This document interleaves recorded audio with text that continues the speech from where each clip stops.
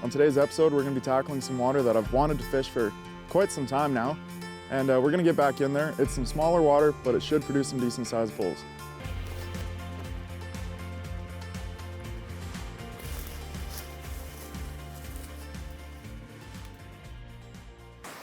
So this is absolutely stunning water here. Really deep. I don't see any fish yet, but I mean, I haven't got close yet. I don't want to spook anything while I'm watching. There's a nice cutty just rose there. We'll work our way from the downside of the pool up. You want to fish the tail end first and work your way up, because then you can catch the most amount of fish out of a hole without spooking the other fish. Yeah, I'll start casting and see what we can do.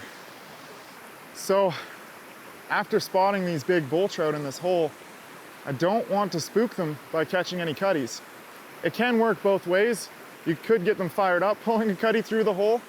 There's a lot of water here that's holding cutthroat trout, but I don't know if there's a lot of holes like this. So we'll see if we can catch a bull trout.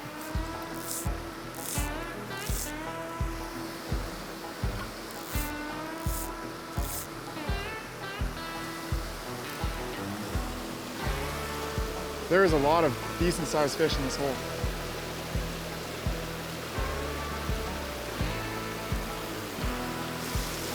There's a tank. I got a tank on. What a nice fish. Oh my gosh. All right. Now it got real. See if I can back up till he's on my reel so I keep tension the whole time. This is a stunning fish. Holy cow.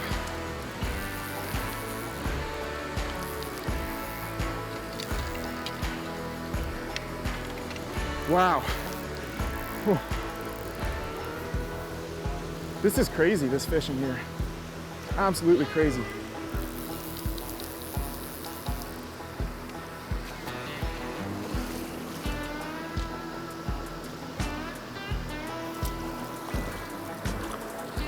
Oh geez. He's in the net. Holy cow. This thing's giant. Oh, I'm a little twisted up. Jeez. You can see my fly is sat so perfectly in the corner of his lip there. I don't know if I can show you that. It's kind of the wrong angle. That fly is sat so perfectly in his mouth. This fish does not even fit in my net. This is crazy. We'll release him. What a beauty, man. Holy cow. All right, buddy. Slowly working his way back up the current, back into that deep hole. Whew. That was unreal. Oh, crazy big fish, crazy small water. As a fly fisherman, you cannot ask for any better than this. This is killer.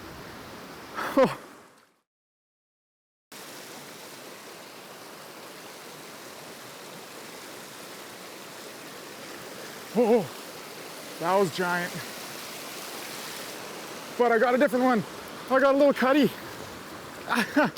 Try to pull him out of this hole. Do not spook my fish. Come on, buddy, this way, this way, this way. Come on, this way, downstream. Downstream, let's go.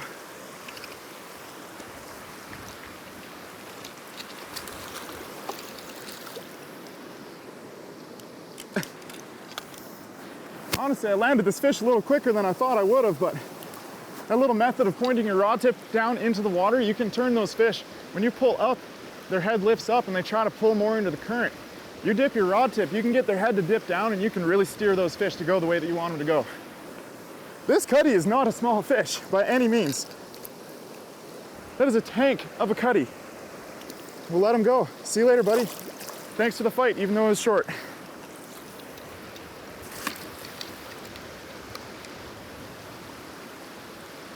That's crazy. He jumped right in front of a giant bull trout. I had the biggest bull trout in this hole. He ate my fly and spit it out.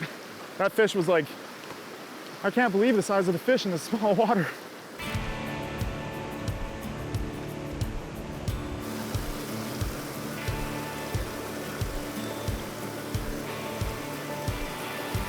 Oh my gosh. I wasn't even paying attention. The cutty hammered me. So I've got this cutty on. and he ran down into the hole. You can see all the bull trout right on his tail. Oh geez, get out of there. See all the fish turning on him, flashing on him? I would hate to be a cutty living in these rivers. Get out of there, buddy. Well, I wasn't even paying attention when that fish bit. I was looking upstream, looking at a different spot. My streamer just drifted through that whitewater kinda, and it tightened up. And this fish is absolutely beautiful. Look at his cheeks, like just, he's got so much color going on. Absolute stunner.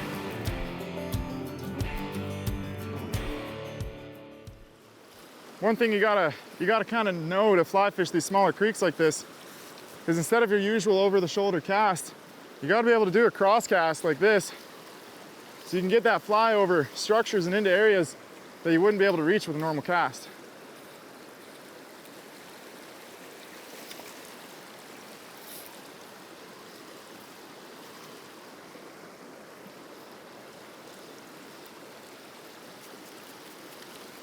I think this spot's just a little bit shallow, but it's worth a shot on the way up because this time of year when there's a lot of hoppers out and there's a lot of the larger terrestrials around, you can find these fish tucked right up against banks. They're gonna be behind big boulders right close to shore. It doesn't necessarily have to be all that deep of water for these fish to be holding there. But I don't think there's anything here, so we'll move up and try to find another spot. Well, I was just in the midst of explaining how I'm going to go fish this hole behind me with the hopper. You can see there's a lot of current pouring into the corner.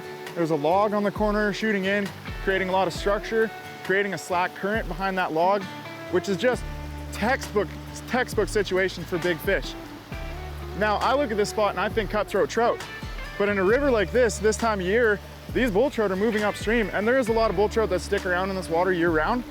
But a lot of the bull trout, they're migratory and they're migrating up and they're coming up into spots that you wouldn't usually see a bull trout.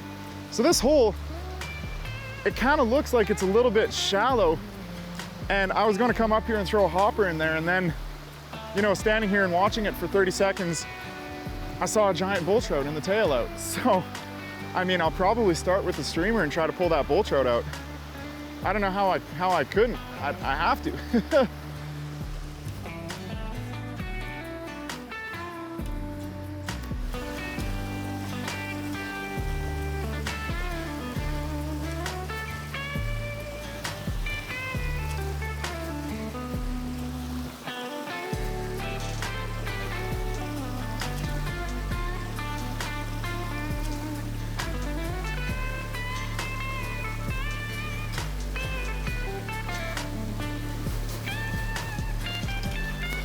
Wow, that's a stud of a cutty.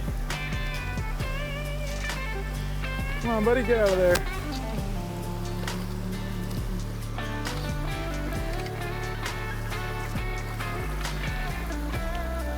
On this way.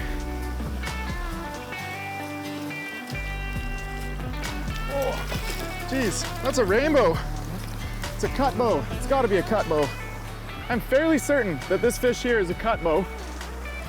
You can see he's got a lot of the characteristics of a rainbow, but he's also got those bright cheeks like a cutty. And he's also got those streaks under his chin like a cutty, which sometimes, depending on diet, rainbows can have those orange streaks, but in this river where there's lots of cutties, there's a few rainbows spread throughout. There's not a lot of rainbows.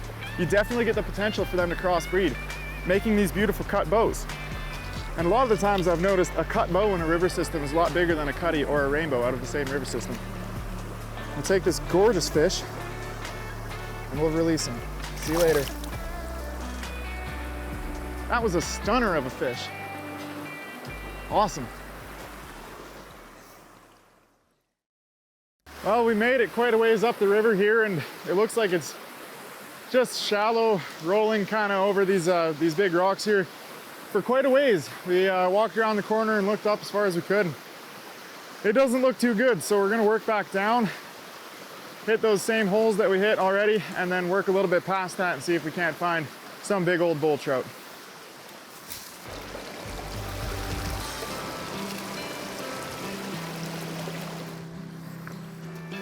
Threw the bull trout streamer back on there because there's a big bull trout I seen come into the bottom of this hole.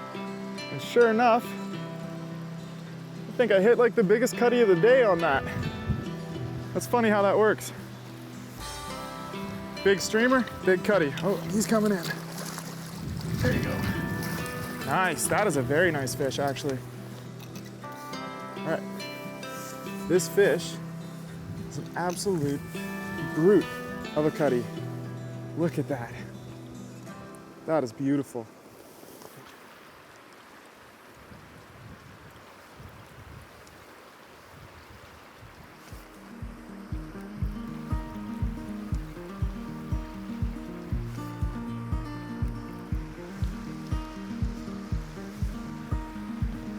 Connected to a stud right now. See if I can work him back.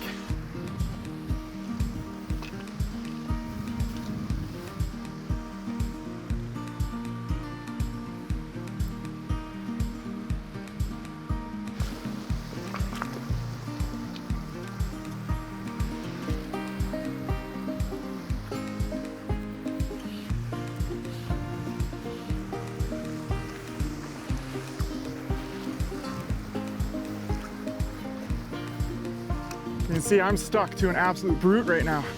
What a gorgeous fish. Try to get below him. Oh, my line's all twisted up. Intense moments.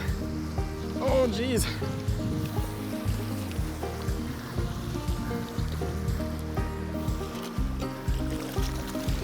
Oh, and he barely fits in my net.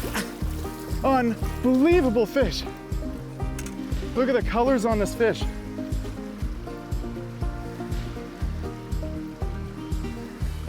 You can't get better hook placement than that. And look at this bull trout. Oh my gosh. What an absolutely beautiful fish. That is the most beautiful bull trout I have ever caught and seen in my entire life. Absolutely beautiful fish. I can't get over the colors on this thing. Let him swim away. Thanks for the battle, buddy. I hope to see you again one day. There he goes, sitting in the current just behind me. That's unbelievable. Absolutely unbelievable. Thanks for joining us on this week's episode where we got out into some beautiful small water in the East Kootenays of BC and we targeted colored up bull trout and absolutely stunning cutties. It does not get better than that.